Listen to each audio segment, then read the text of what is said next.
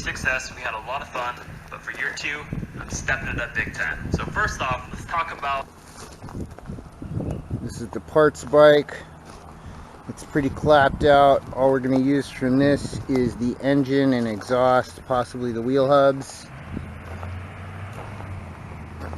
This is the bike I'm going to build, which is just a frame and stripped down parts and pieces.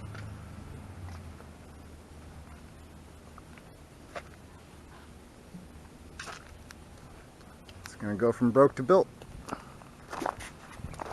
2 bikes in one. Even the shocks, can't show you with the camera, but blown out, completely shot. Everything, these fork seals. I gotta have to replace these ones because I gotta get everything re-anodized. So.